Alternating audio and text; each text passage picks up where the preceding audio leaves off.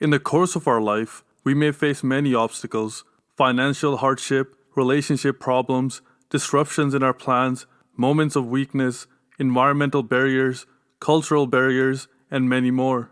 To Epictetus, almost all of these disruptions fall into the realm of things that are out of our control. Except for moments of weakness, we have influence over such a thing because Epictetus believed that we have power to control our positive and negative impulses. The power to make good use of impressions being the things that have an effect on our mind. Our ability to reason allows us to control these impressions.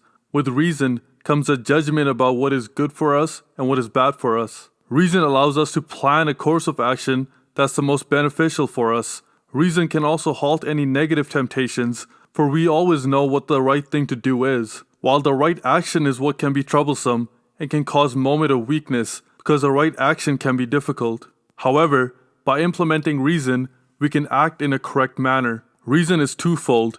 It can analyze other objects, but it can also analyze itself. It can see whether or not we are applying the correct reason, or if the decisions and actions based on reason are correct. Because reason can correct itself, it is considered to be one of man's greatest gifts. For Epictetus, the ability to reason is superior to other abilities like writing or music. Words cannot tell you if it's a good thing to write them, or music can't tell you when it is the proper time to play an instrument. Reason, on the other hand, can analyze itself and tell you what the proper use of itself is. Rather than worrying about things we have no influence on, we must dedicate our thinking to what we can control, such as our ability to reason, which allows us to understand what the proper course of action is. Another thing under our control is our attitude.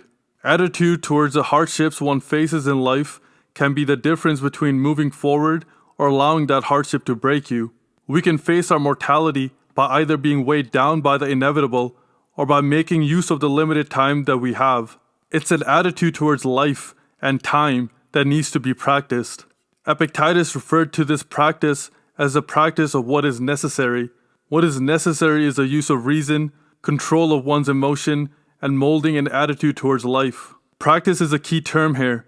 By using such a word, Epictetus puts forth the notion that we need to develop, hone, and enhance the things under our control. That you're not innately born with the ability to make use of what's in our control.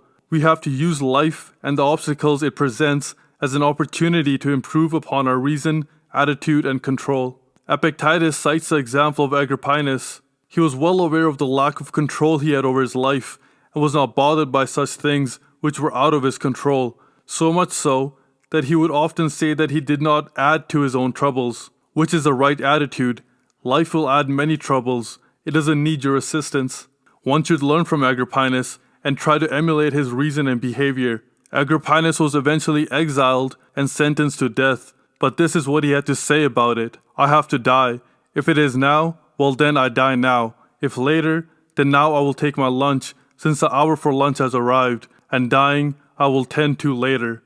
Majority of things in life are out of our control, which is why the few things we do have control over need to be carefully guarded. Our decisions must be based on reason and logic, and our attitude towards life should be that we don't add to our own troubles.